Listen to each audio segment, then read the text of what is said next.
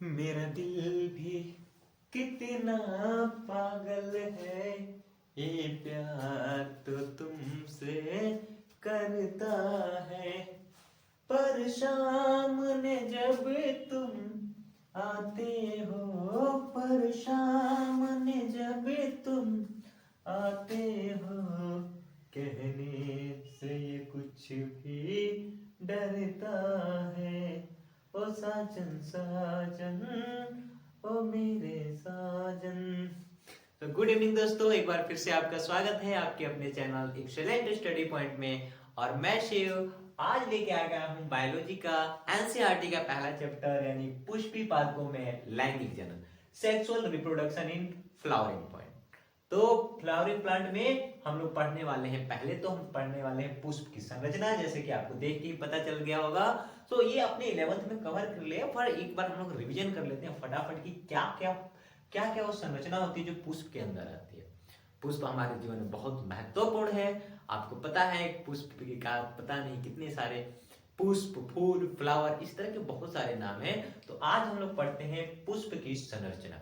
तो जो फूल जो होता है उसमें कौन कौन से भाग होते हैं? तो सबसे पहले कोई भी फूल एक डंठल से, एक पतली सी डंठल से जुड़ा होता है, और पुष्प जहां पे जुड़ा होता है वहां पे एक गोल सी नीचे की संरचना होती है जिसपे ये पूरा फूल टिका होता है। ये वाली जो संरचना होती है, इस वाली संरचना को, जो फूल जिसपे पूरा टिका होता है उसको कहते हैं पुष्पासन यानी रिसेप्टिकल। क्या कहते हैं? रिसेप्टिकल। ये पुष्प पुष्प अगर ऐसे टिका होता है, जिसके अंदर जो पुष्प होता है, इस पुष्प को होल्ड करता है, ये पकड़ के रखने वाले ये जो पार्ट होता है, जिसको हम लोग कहते हैं सेपल्स यानी बाह्य दल। क्या कहते हैं? सेपल्स। अच्छा, ये बाह्य दल के अंदर जिनको हम लोग कहते हैं पंखुड़ियां, जो कलरफुल होती हैं, जिसमें गुलाब में आप देखो जो गुलाबी गुलाबी सी कलरफुल होती है, गेंदे में जो येलो येलो कलर का गेंदा का फूल होता है, उसमें उनको कहा जाता है पेटल्स, यानी क्या कहा जाता है? दल। पेटल्स के जैसे ही अंदर आते हैं, पेटल्स के अंदर इस या तो पुष्पासन से या बाह्य दल से जुड़ी हुई एक संरचना होती है, और ये संरचना ऊपर तक जाती है। इसमें जो पतली वाली जो डंठी होती है, डंठल होती है, जिसको हम लोग कहते हैं फिलामेंट या तंतु। इस फिलामेंट के सबसे ऊपर आपने देखा होगा जीरा के आकार का, इस तरह के आकार का एक संरचना होता है, जिसको हम लोग कहते हैं पराग कोश। क्या कहते हैं? एंथर यानी पराग कोश। तो पराग कोश और तंतु मिला के जो संरचना बनाते हैं, जिसको हम लोग पुंकेसर के नाम से जानते हैं, स्टेमन के नाम से जानते हैं। Very clear. स्टेमन के अंदर ये फूला हुआ भाग होता है। क्या होता है? स्टेमन के जब अंदर आते हैं तो यहां से यहां तक की संरचना, जिसमें वर्तिकाग्र, वर्तिका और अंडाशय मिलकर स्त्री केसर बनाते हैं। तो इसमें जो नीचे वाला ये फूला हुआ भाग होता है, इस फूले हुए भाग को कहते हैं अंडाशय या ओवरी। अंडाशय से ऊपर यही संरचना क्या होती है? पतली होती जाती है, और जब पतली होते जाती है तो ऊपर इसी संरचना को क्या कहा जाता है? वर्तिका या स्टाइल कहा जाता है। और सबसे ऊपर वाला भाग, जहां पे ये वाला भाग होता है, थोड़ा सा चिपचिपा होता है, जिसको हम लोग कहते हैं वर्तिका। तो ये हो गया हमारे एक पुष्प के संरचना। अब मान लो हमारे जीवन में पुष्प का बहुत ज्यादा महत्व है। जाहिर सी बात है, अगर हम लोग का कोई भी फल खा पा रहे हैं तो फल तभी बन पा रहा है क्योंकि उसमें पुष्प बन रहे हैं। जाहिर सी बात है, अगर हम आम तभी खा पाते हैं जब पेड़ पे मंजर आते हैं। हम कोई भी मान लीजिए भिंडी खा रहे हैं, बैगन खा रहे हैं, सब्जी खा रहे हैं, तो उसमें भी पहले फूल लगता है, फूल से ही फल बनता है। तो फूल क्या है? तो फूल सबसे पहले ये बता देता हूं कि एंजियोस्पर्म यानी आवृत बीजियों का ये क्या होता है? एक अभिलक्षण है। ये आवृत बीजियों का एक अभिलक्षण है। पुष्प का महत्व क्या है? तो आपको पता होगा कि पुष्प का हमारे जीवन में क्या महत्व है। तो पुष्प का सबसे पहले हम देख लेते हैं सामाजिक महत्व क्या होता है, यानी समाज में पुष्प का क्या महत्व है। तो आप कहोगे कि सर पुष्प किस काम में आता है? सर आप कहोगे कि पूजा पाठ में, पूजा पाठ करने के लिए क्या होता है? पुष्प का काम लगता है। बिल्कुल लगता है। अच्छा, आपके घर पे शादी पड़ गई, कोई भी फंक्शन पड़ गया, उसमें भी आप पुष्प से क्या करते हो? सजावट करते हो, सजावट का काम कर लेते हो, करते हो नहीं? अच्छा, उसके बाद से क्या कहें तो पुष्प जो होता है आभूषण के काम आता है, यानी औरतें जो होती हैं बालों में, गजरा में लगाती हैं, माला वगैरह बनाती हैं, यानी ये आभूषण का भी काम कर देता है। Very clear. उससे आगे बढ़ते हैं तो पुष्प का और काम क्या है जी?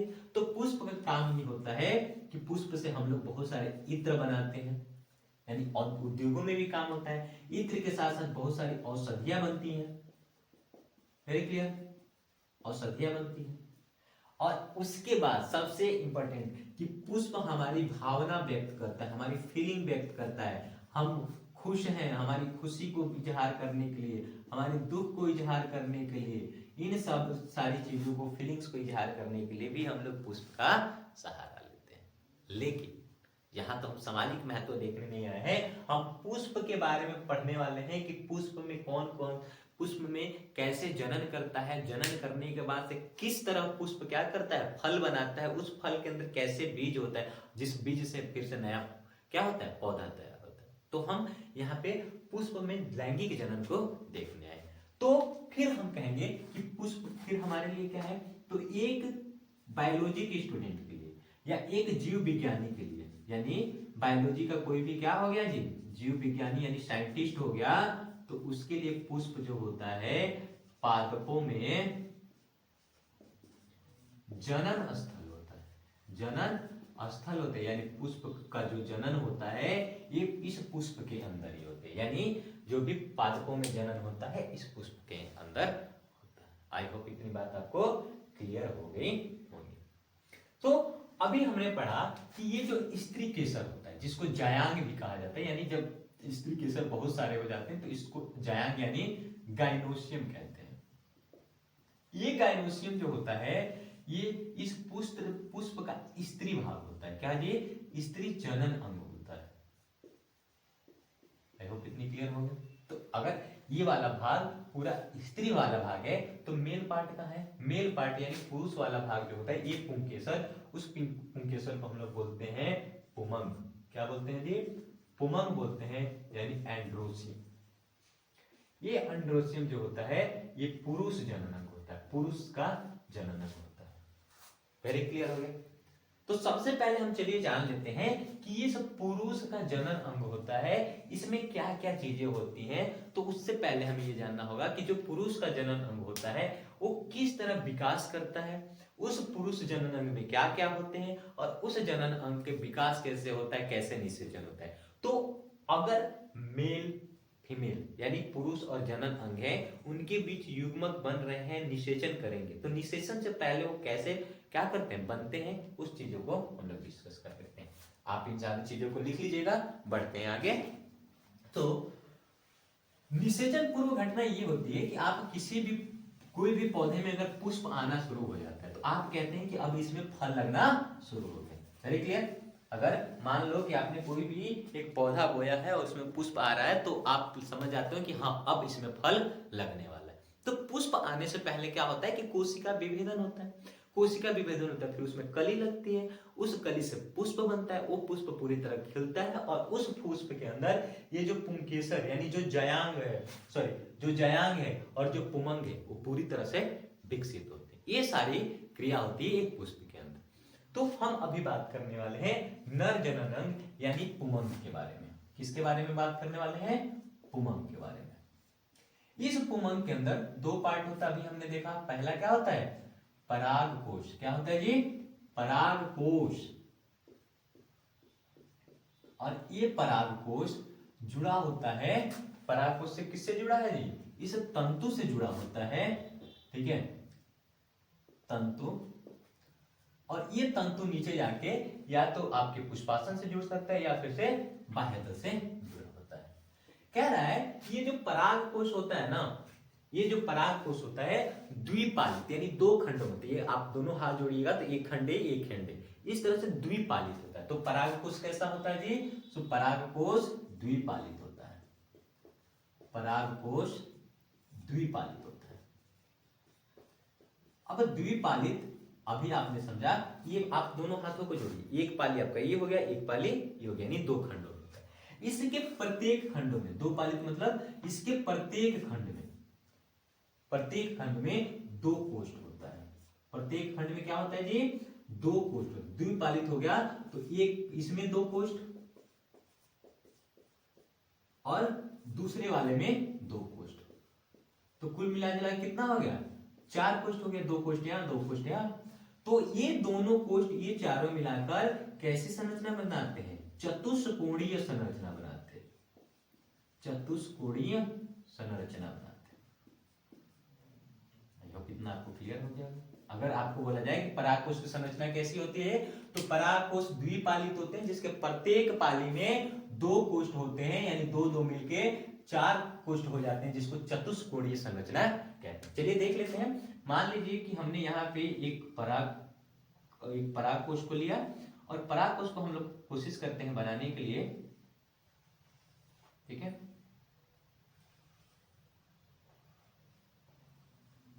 ठीक है,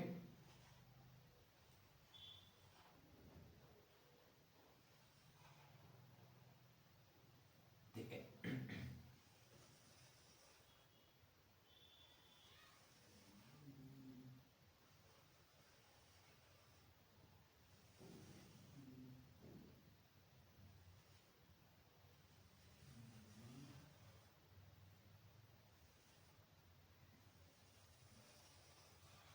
लीजिए, मैंने यहाँ पे क्या किया है, एक परागकोश को ऐसे काट करके संरचना बनाया है, और हमने दिखाया है कि यहाँ पे क्या होता है, ये चतुष्कोणीय होता है। कैसे होता है ये?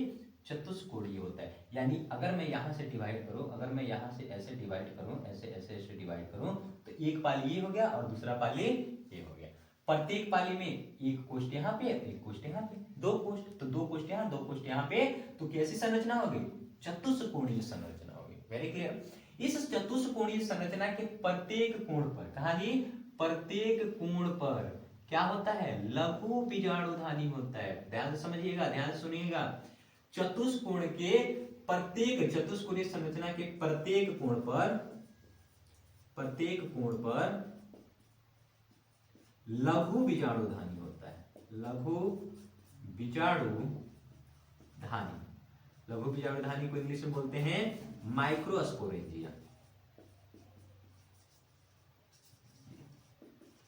यानी हमने पढ़ा कि जो नर जनन अंग होता है वो पुमंग, परागकोश तथा तंतु से मिलकर बना होता है। इसमें जो परागकोश होता है वो द्विपालित होता है, और द्विपालित के प्रत्येक कोष्ठ में 2-2 क्या होते हैं? कोष्ठ होते हैं। 2-2 छोटी छोटी ऐसे कोष्ठ होते हैं, जो मिलके संरचना कैसा बनाता है जी? चतुष्कोणीय संरचना बनाता है।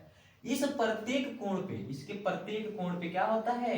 लघु बीजाणुधानी होता है, यानी माइक्रोस्पोरेंजिया होता है। और इसी लघु बीजाणुधानी के अंदर यहाँ पे आपको परागकण क्या होते हैं? परागकण बनते हैं, जो क्या करते हैं? बाद में स्फुटित होके बाहर आते हैं। तो चलिए एक बार हम लोग देख लेते हैं कि ये लघु बीजाणुधानी की संरचना कैसी होती है। तो मैं यहाँ पे संरचना बना देता हूं।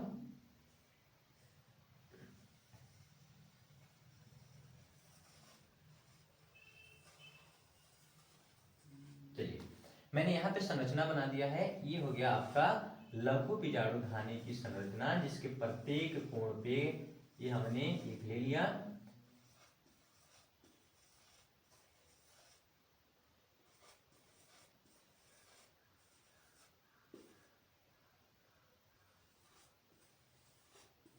ओके, ये जो लघु बीजाणुधानी है ना, लघु बीजाणुधानी में 4 परत होती है। मैं यहाँ पे लिख देता हूं कि लघु बीजाणुधानी जो बनती है, इसमें कितने परत होते हैं जी? तो 4 परत, यानी 4 लेयर से मिलके बने होते हैं। 4 परत के बने होते हैं। लघु बीजाणुधानी 4 परत के बने होते हैं। अब 4 परत कौन कौन से हैं? तो इसमें जो पहली बाहर वाली जो आपको परत देख रही है, इसको बोलते हैं अंतस्त्वचा। अंतस्त्वचा, अंतस्त्वचा यानी एपिडर्मिस। एपिडर्मिस, वेरी क्लियर हो गया। इस एपिडर्मिस के अंदर जो होता है, इसको बोलते हैं एंडोस्थेसियम, यानी अंतस्थिसियम। और अंतस्थिसियम के अंदर जो होता है, वहां पे होता है मध्य परत। क्या होता है? मध्य परत होता है, जिसको मिडल लेयर कहते हैं, जिसको मिडल लेयर कहते हैं। समझ में आ रहा है? आई होप आप लोग एंजॉय कर रहे हैं। ये तीनों परत मिलके कितने परत हो गए जी? पहला परत हो गया बाहर वाला जिसको अंतःत्वचा, उसके अंदर वाला क्या होते हैं अंतःस्थिशियम हो गया, और उसके अंदर जो हो गया उसको हो गया मध्य परत। इन तीनों का काम ये है कि ये तीनों मिलके क्या करेंगे? सुरक्षा प्रदान करेंगे, सेफ्टी देंगे। ठीक है, ये तीनों त्वचा क्या करेंगे? तीनों परत सेफ्टी देंगी। और जब इसके अंदर इस तरह से परागकण बन जाएंगे तो ये क्या हो जाएगा? स्फुटित हो जाएगा, यानी फट जाएगा, और फट के जो परागकण होंगे बाहर हो जाएंगे। तो दूसरा काम क्या है? स्फुटन में मदद। क्या करती है जी? स्फुटन में मदद करती है। अब क्या है कि तीन परत की तो बात कर लिए, तीन परत के अंदर वाली ये जो परत होती है इसी परत को कहा जाता है टेपिटम। क्या कहा जाता है जी? टेपिटम कहा जाता है। और टेपिटम जो बना होता है, टेपिटम के अंदर सघन जीव द्रव्य होता है। सघन जीव द्रव्य होता है, जीव द्रव्य यानी साइटोप्लाज्म होता है। इस सघन जीव द्रव्य के अंदर, सघन जीव द्रव्य के अंदर एक से अधिक, कितने जी? एक से अधिक केंद्रक होते हैं। कितने होते हैं? एक से अधिक केंद्रक होते हैं। ये जो टेपिटम है इसका काम ये होता है कि अगर इसके अंदर इस तरह से परागकण बन रहे हैं तो उस परागकण को पोषण देना, परागकण को पोषण देने का काम जो होता है, पोषण देना का काम जो होता है, ये टेपिटम का होता है। तो एक बार फिर से समझ लेते हैं यहां से कि पुमंग में होता है परागकोश और तंतु। जहां पे हमने यहाँ पे देख लिया परागकोश है, ये तंतु है, तंतु नीचे या तो पुष्पासन से जुड़ा होगा या तो बाह्य दल से जुड़ा होगा। ये परागकोश द्विपाली होते हैं, यानी दो ऐसे खंड होते हैं, द्विपाली होता है, और उसके प्रत्येक खंड में, प्रत्येक पाली में दो दो कोष्ठ होते हैं। यहां से मैंने कर दिया था कि ये देखिए मैं आधा आधा करता हूं, एक कोष्ठ इधर, एक कोष्ठ इधर, इधर भी एक कोष्ठ, इधर भी एक कोष्ठ, चार कोष्ठ हो गए। तो ये मिलकर चतुष्कोणीय संरचना बनाती है। कैसी संरचना बनती है? चतुष्कोणीय संरचना बनाती है, जिसके प्रत्येक कोण पे यहाँ पे होता है लघु बीजाणु धानी। कहां पर जी? इस प्रत्येक कोण पे क्या होता है? लघु बीजाणु धानी होता है। लघु बीजाणु धानी की संरचना की बात करें तो ये चार परत के बने होते हैं। ये चार परत कौन कौन से हैं? तो यहाँ पे मैंने डिटेल कर लिया कि चार परत होते हैं। पहली परत बाहर की परत होती है, अंतःत्वचा होती है। उसके बीच वाली जो परत होती है उसको हम लोग कहते हैं इंडोस्थिशियम यानी अंतःस्थिशियम, और उसके अंदर जो होती है जिसको कहते हैं मध्य परत। इन तीनों परत का काम है कि अगर इसके अंदर क्या बन रहे, परागकण बन रहे हैं तो उसको सुरक्षा देना, सेफ्टी देना। साथ ही साथ अगर परागकण बन के परिपक्व हो गए यानी बड़े हो गए तो जब फट के उस परागकण को रिलीज करना, बाहर आने देने का काम किसका है? इनका होता है।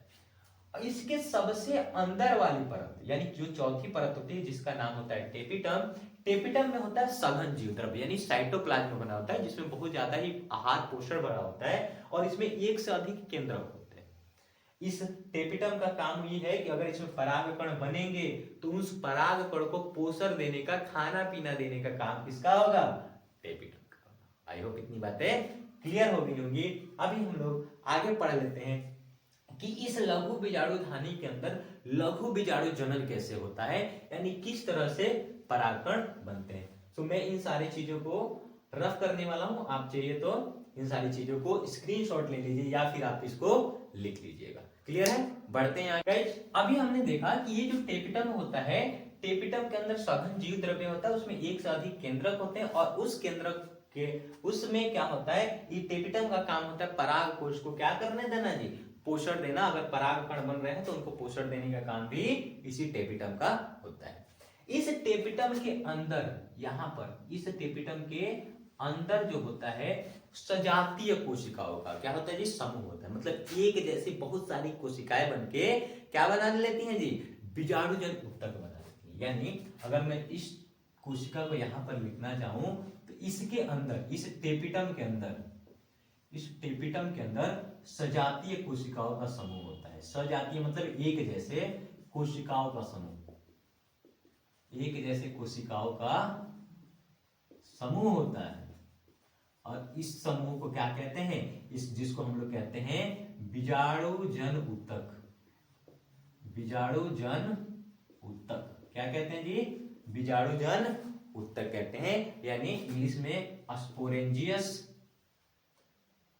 स्पोरेंजियस टिश्यू कहते हैं। आई होप इतनी बात आपको क्लियर हो गई। अब क्या होती है कि इस जो सहबीजाणु जन ऊतक होता है ना, उसके प्रत्येक कोशिका जो होती है, उसमें जितनी भी कोशिकाएं होती है ना, वो प्रत्येक कोशिका एक क्या बनाने, एक परागकण बनाने में सक्षम होती है। इस कोशिकाओं को हम लोग कहते हैं, इस कोशिकाओं को हम लोग कहते हैं पराग मात्र कोशिका। यानी मान लो कि यहाँ इस टेपिटम के अंदर बहुत सारी कोशिकाओं का समूह है, बहुत सारी कोशिकाओं का समूह है, ठीक है। इसमें से प्रत्येक कोशिका, हर एक कोशिका, इसमें सहबीजाणुजन ऊतक के अंदर हर एक कोशिका क्या करती है जी, कोशिका एक सक्षम परागकण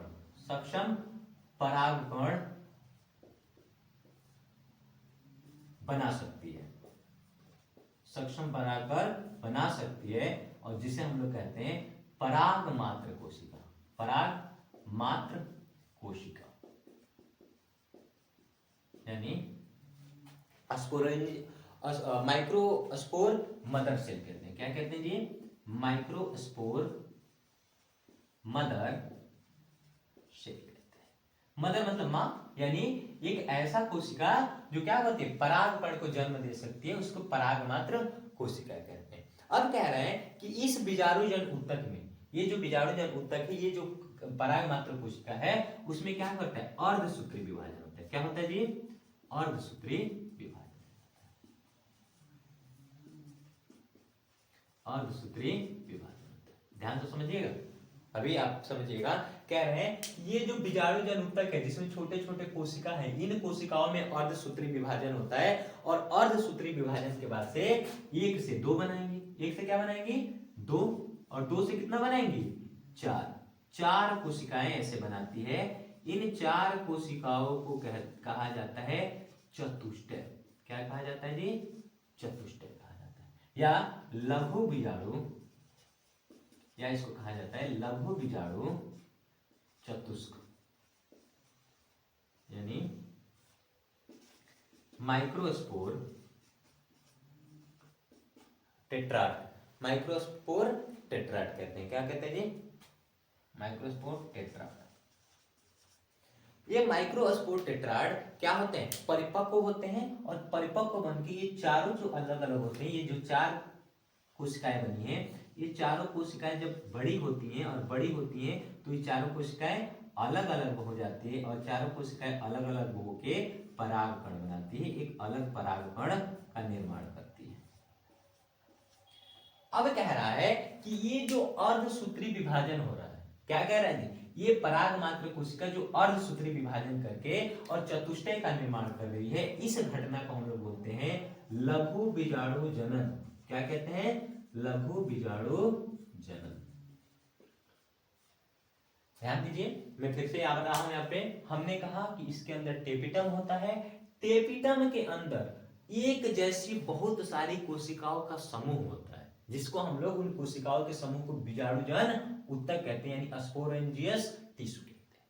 ये स्पोरेंजियस टिश्यू के अंदर जो एक एक कोशिका है ना, उसमें इतनी एबिलिटी है, इतनी काबिलियत है कि उसमें कि पर हर एक कोशिका एक सक्षम परागकण बना सकता है। तो इसलिए इस कोशिका को कहते हैं पराग मात्र कोशिका, यानी मात्र मतलब मां, यानी मां क्या कर सकती है, जन्म दे सकती है, यानी इसमें की प्रत्येक कोशिका क्या बना सकती है, एक परागकण बना सकती है। इन कोशिकाओं में अर्धसूत्री विभाजन होता है, और अर्धसूत्री विभाजन होके क्या करते हैं, चतुष्टय का निर्माण करते हैं, यानी 4 नई कोशिकाएं बनाते हैं। इन 4 नई कोशिकाओं को कहा जाता है चतुष्टय या लघु बीजाणु चतुष्क कहा जाता है। ये अर्धसूत्री विभाजन करके चतुष्टय बनाने की, यानी परागकण बनाने की जो घटना होती है, जिसको हम लघु बीजाणु जनन कहते हैं, यानी माइक्रो स्पोरेंजेसिस कहते हैं, माइक्रो स्पोरोजेनेसिस कहते हैं, ठीक है। अब कह रहा है कि जब अर्धसूत्री विभाजन करता है तो कितने बन जाते हैं जी, 4 नई कोशिका बनती हैं। ये 4 नई कोशिका दिख रही हैं, ये इसको चतुष्टय या लघु बीजाणु चतुष्क कहते हैं। जब ये चारों कोशिकाएं परिपक्व हो जाती है, जैसे एक माँ ने 4 बच्चे को जन्म दिया और सब लोग साथ में लग रहे हैं, लेकिन वही बच्चे जो बड़े हो जाते हैं तो क्या हो जाते हैं, अलग अलग हो जाते हैं, शादी ब्याह हो गया, सब लोग अलग अलग हैं। ऐसे ही ये चारों कोशिकाएं परिपक्व होके अलग अलग हो जाती है, और अलग अलग हो जाती है तो यही परागकण के रूप में हम जानते हैं। इसी को हम लोग क्या कहते हैं जी, परागकण यानी पॉलन ग्रेन के नाम से हम जानते हैं। तो आई होप आपको इतनी बातें समझ में आ गई होंगी। सो हमने देखा पुष्प की संरचना, पुष्प की संरचना में हमने देखा कौन कौन से पार्ट होते हैं, फिर हमने देखा कि उसमें नर जनन अंग कौन से होता है, मादा जनन अंग कौन से होता है। नर जनन अंग को हमने डिटेल किया, और डिटेल करने के बाद से हमने देखा कि एक जो पुमंग होता है यानी एक पुंकेसर होता है, उसमें परागकोश होता है, और परागकोश जो होता है वो तंतु से पुष्प के या तो पुष्पासन से या तो बाह्यदल से जुड़ा होता है। परागकोश द्विपालित होता है, यानी दोनों हाथों को जोड़े, एक खंडे एक खंड, ये 2 खंड हो गए। इस प्रत्येक खंड के अंदर हमने देखा कि 2 अलग अलग कोष्ठक होते हैं जो मिलकर चतुष्कोष्ठक यानी चतुष्कोणीय संरचना बनाते हैं। प्रत्येक चतुष्कोणीय संरचना के कोने पे जो होता है वो लघु बीजाणु धानी होता है। लघु बीजाणु धानी में 4 लेयर होते हैं, एक को बाहर वाले को अंतःत्वचा, उसके अंदर वाले को इंडोस्थेसियम, उसके अंदर वाले को मध्य परत। ये तीनों का काम है सुरक्षा देना और स्फुटन, यानी जब परागकण परिपक्व हो जाएंगे तो ऐसे फट के उस परागकण को बाहर जाने देने में मदद करना। जो सबसे अंदर वाली परत है उसको कहते हैं टेपिटम, बहुत इंपॉर्टेंट है ये। इसमें सघन जीव द्रव्य होता है, यानी बहुत गाढ़ा सा क्या होता है, साइटोप्लाज्म भरा होता है, जिसमें एक से अधिक केंद्रक होते हैं, और उनका काम होता है परागकोश को पोषण देना। अब कह रहा है कि इस टेपिटम के अंदर जो होता है बहुत सारी कोशिकाएं का एक समूह होता है, जिसको हम लोग कहते हैं बीजाणुजन ऊतक।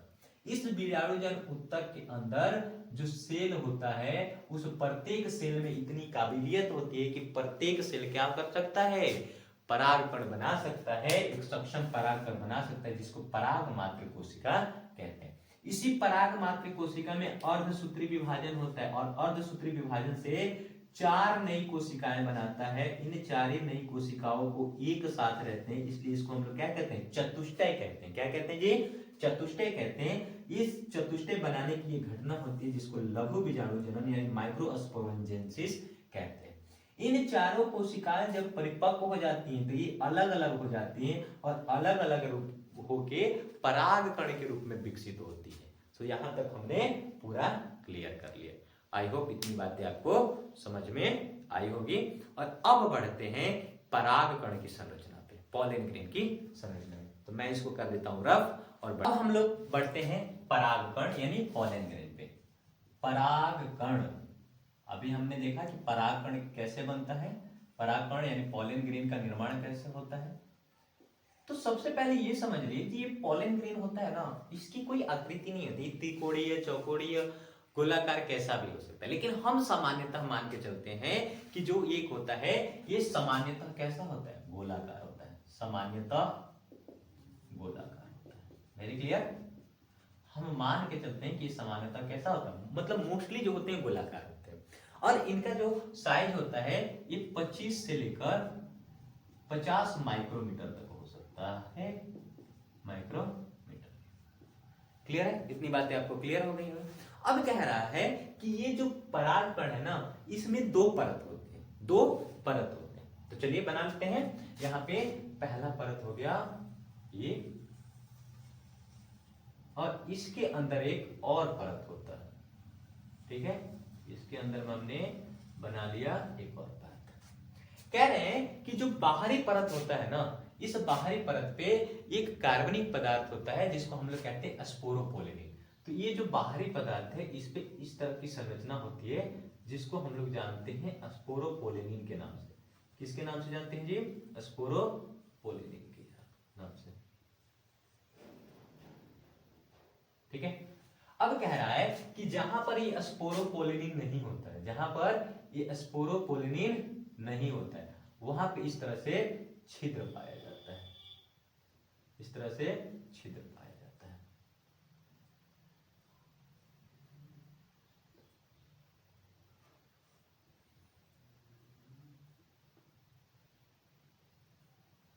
ध्यान से देखिएगा, हमने कहा कि सामान्यतः गोलाकार होता है, 25 से 50 माइक्रोमीटर का होता है, और जो परागकण होता है ये 2 परत पे बना होता है, 2 परत से ढका होता है, या ढका होता है या बना होता है।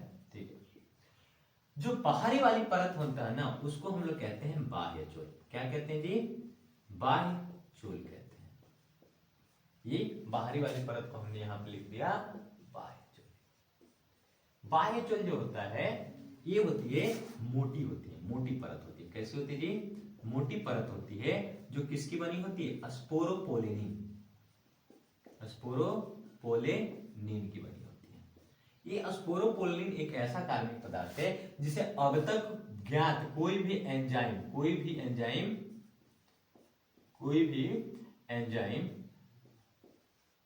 इसको क्या कर चुका है? तोड़ नहीं सका है, यानी निम्नीकृत नहीं कर चुका है, यानी डाइजेस्ट नहीं कर चुका है। तो मैं ऐसे ही लिख देता हूं, तोड़ नहीं सका। आई होप इतनी बातें क्लियर होगी। इस स्पोरुलिन में बाह्य त्वचा पे जहां पर स्पोरोपोलेनिन क्या होता है? उपस्थित होता है। जहां पर स्पोरोपोलेनिन अनुपस्थित होता है, यानी नहीं होता है, वहां छिद्र पाए जाते हैं। वहां क्या पाए जाते हैं जी? छिद्र पाए जाते हैं। इन छिद्र को वहां छिद्र होते हैं जिसे हम लोग कहते हैं जनन छिद्र। क्या कहते हैं जी? जनन छिद्र कहते हैं।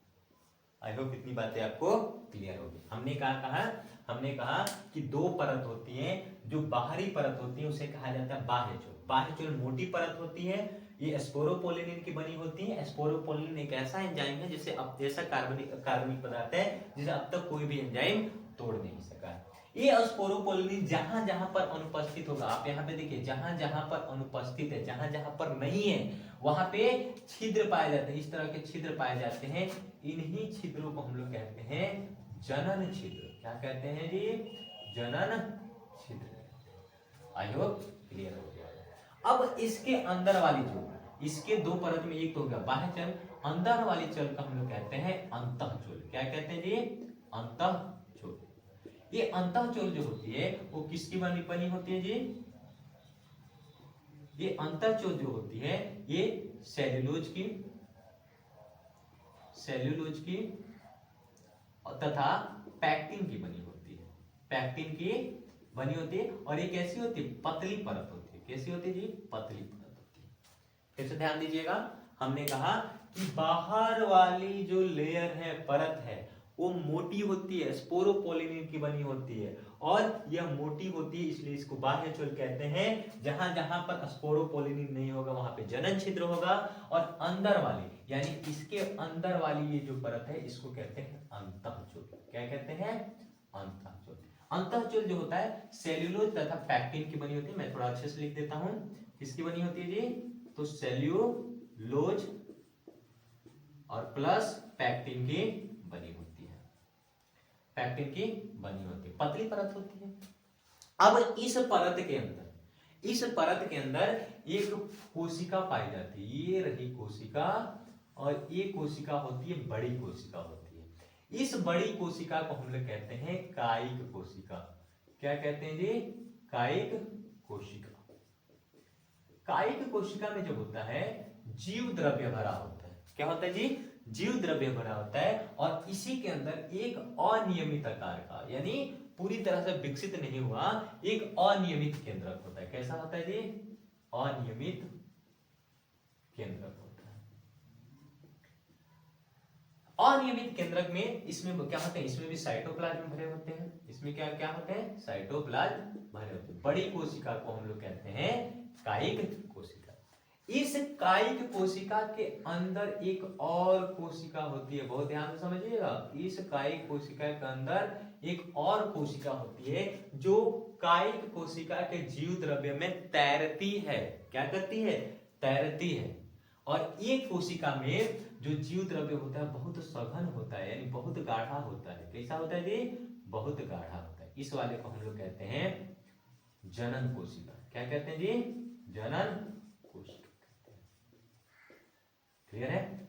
हमने हमने देखा बाह्य चोल जो होता है मोटी परत होती है, स्पोरोलिनिन की बनी होती है, जहां पे स्पोरोलिनिन क्या होता है उपस्थित होता है उसे जनन छिद्र कहते हैं। उसके अंदर जो होता है क्या होता है एक और परत होती है जिसे अंतःचोल कहते हैं। ये सेलुलोज तथा पैक्टिन की बनी हुई पतली परत होती है।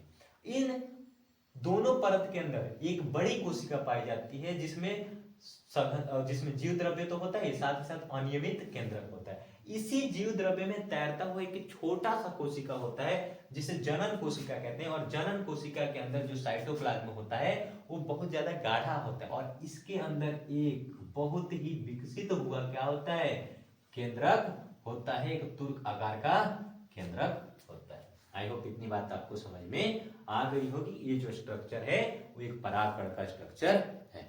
अब कह रहा है कि यहाँ पे आपको दो कोशिका दिख रही होगी। कह रहा है कि 60% ऐसे होते हैं ना, 60% पादप जो होते हैं ना वो द्विकोशिकीय चरण में झड़ते हैं, दो कोशिकीय चरण में ही झड़ते हैं। दो कोशिकीय चरण में परिपक्व होते हैं और झड़ जाते हैं। साथ ही साथ इसमें से जो 40% बनते हैं ना उनमें क्या होता है जनन कोशिका में समसूत्री विभाजन होता है। क्या होता है जी समसूत्री विभाजन होता है। और विभाजन होकर कितनी कोशिका बना देता है, ये दो कोशिका हो जाएंगी तो टोटल हो जाएंगे 3 कोशिकीय चरण। कितने जी 3 कोशिकीय चरण में झड़ते हैं, 3 कोशिकीय चरण में झड़ते हैं। आई होप इतना आपको क्लियर हो गया होगा और तब अब हम लोग आगे बढ़ते हैं। ठीक है जनन कोशिका क्या होता है 3 कोशिकीय चरण में झड़ते हैं। सो ये हो गया परागकण की संरचना। अब कह रहे हैं कि ये परागकण जो होते हैं इसके कुछ अच्छे काम भी होते हैं। एक तो हो जाता है कि इन परागकण का काम होता है कि क्या करें स्त्री केसर के वर्तिकाग्र पे जाएं और वहां पर निषेचन के कार्य करें। लेकिन उसके अलावा भी कुछ कार्य होते हैं। ये परागकण के 2 काम होते हैं। एक तो ये होता है इसकी कुछ फायदे होते हैं और कुछ हानियां होती हैं। हानि में ये है, हानि आपके ये है, इसके नुकसान ये है कि ये परागकण जो होते हैं ना एलर्जी कारक होते हैं। कैसे होते हैं जी एलर्जी कारक होते हैं।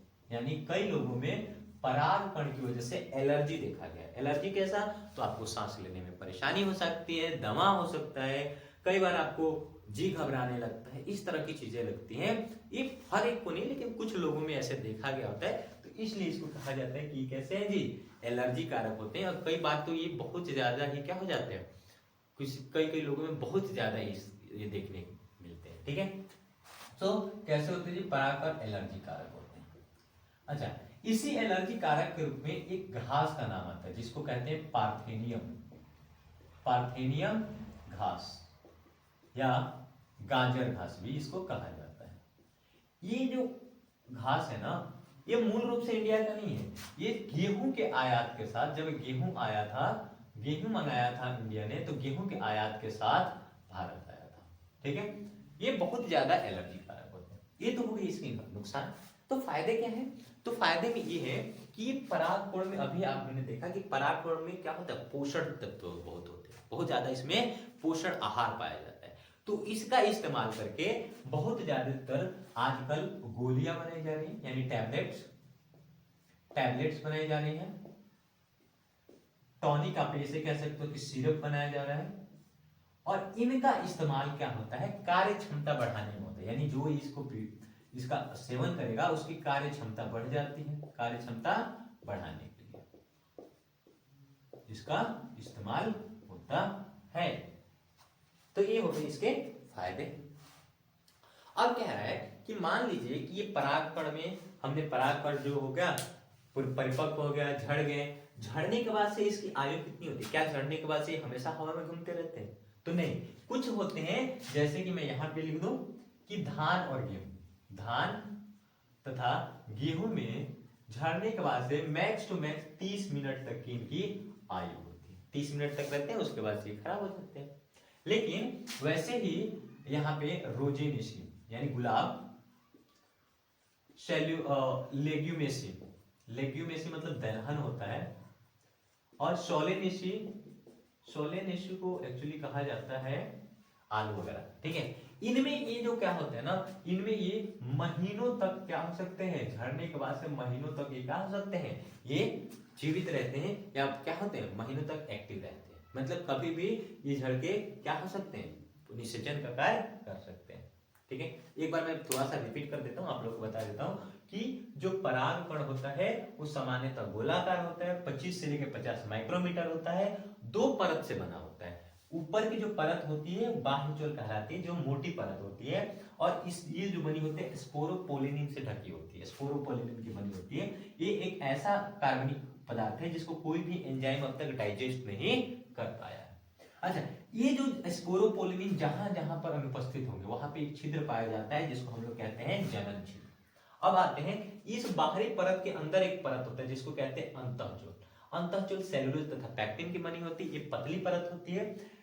अंतःचोल के अंदर एक बड़ी सी कोशिका पाई जाती है, इस कोशिका को कहते हैं कायी कोशिका।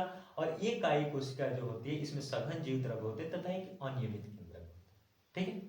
अच्छा, कायी कोशिका का काम मैं थोड़ा सा बता दूं कि कायी कोशिका होता है पोषण देने का काम करता है, पोषण देता है, पोषण देने का काम होता है किसको जी, जनन कोशिका, ठीक है।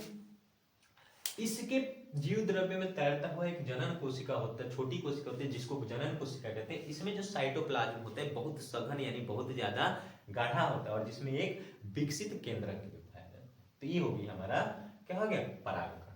परागकण जब इस अवस्था में परिपक्व होते हैं तो 60% ऐसे पादप होते हैं जिनमें केवल 2 ही कोशिका होती है और झड़ जाते हैं, लेकिन 40% ऐसे भी पादप होते हैं जिसमें ये जनन कोशिका समसूत्री विभाजन करके एक और कोशिका बनाती है और 3 कोशिका होने के बाद जड़। परागकण से हमने देखा परागकण हमारे लिए कुछ हानियां भी हैं, नुकसान भी है। परागकण से नुकसान ये है कि क्या होता है जी, एलर्जी कारक होते हैं, कई लोगों को सांस लेने में प्रॉब्लम हो जाती है, कई लोगों को जी घबराने लगता है, कई लोगों में दमा तक की स्थिति आ जाती है। अच्छा, तो फायदे क्या है, तो इनमें बहुत ज्यादा न्यूट्रिएंट्स भरे होते हैं, बहुत ज्यादा पोषक तत्व भरा होता है। तो इस पोषक तत्वों की वजह से इसकी आजकल गोलियां बनाई जा रही है, आजकल टॉनिक सिरप वगैरह बनाया जा रहा है जिसको खाने के बाद से हमारी कार्य क्षमता क्या बनती है, बढ़ जाती है यानी स्ट्रॉन्ग हो जाती है, ठीक है। अब कह रहा है कि जो धान और गेहूं में होते हैं ना, ये परागकण झड़ने के बाद से परिपक्व होकर झड़ने के बाद से केवल 30 मिनट तक रहते हैं, लेकिन वहीं पे रोजेनेसी, लेग्यूमेसी, सोलेनेसी से ये लोग महीनों तक रह जाते हैं, ठीक है। अच्छा, अगर मान लीजिए इस परागकण को हमें इकट्ठा करके रखना हो तो अभी तो हमने कहा कि 30 मिनट में खराब हो जाएंगे, महीने दिनों में खराब हो जाएंगे, तो उसके लिए हमें क्या करना होता है, नाइट्रोजन में क्या होता है जी, द्रव नाइट्रोजन को 100 के द्रव नाइट्रोजन को बहुत कम टेम्परेचर पे, द्रव नाइट्रोजन को -196 डिग्री ठंडा करके, इतना कम टेम्परेचर पे इसको क्या किया जाता है, इकट्ठा किया जाता है यानी संग्रह किया जा सकता है। क्या किया जाता है, भंडारण कारक किया जा सकता है और भंडारण करके रखा जा सकता है, जिसको बाद में हम निषेचन के रूप में प्रयोग कर सकते हैं। इसी को कहते हैं पराग भंडार। क्या कहते हैं जी, पराग भंडार कहते हैं। आई होप इतनी सारी चीजें आपको क्लियर हो गई होंगी, आपको समझ में आ गई होंगी। और आज हमने पुष्प की संरचना पढ़ ली है, साथ ही साथ हमने पढ़ लिया कि पुरुष जनन अंग जो होता है वो क्या होता है। उसके बाद हमने पढ़ लिया कि कैसे परागकण बनते हैं, परागकण की संरचना क्या होती है, परागकण में कौन कौन सी कोशिकाएं पाई जाती है, परागकण से क्या फायदे हैं, क्या नुकसान है, साथ ही साथ परागकण को कैसे भंडारित करके रखा जाता है। तो आई होप ये सारी चीजें आपको समझ में आ गई होगी। एक और आपको छोटी सी डिटेल बना देता हूँ कि जो हम लोग क्या करते हैं, पुष्प की खेती होती है ना, पुष्प की खेती को इंग्लिश में कहा जाता है फ्लोरिकल्चर। क्या कहा जाता है जी, फ्लोरिकल्चर। क्लियर है, तो ये सारी चीजें आपको समझ में आ गई है। सो अब हम आगे पढ़ेंगे, अगले वीडियो में हम लोग मादा जनन अंग के बारे में यानी स्त्री केसर के बारे में, जयांग के बारे में हम लोग डिटेल में चर्चा करेंगे। तो मिलते हैं नेक्स्ट वीडियो में, तब तक के लिए जय हिंद, जय भारत। और अगर आप चैनल पर नए हैं तो आपको पता है क्या करना है, चैनल को सब्सक्राइब कीजिए, दोस्तों से शेयर कीजिए और जल्द से जल्द सब्सक्राइबर की संख्या बढ़ाइए दोस्तों। जय हिंद।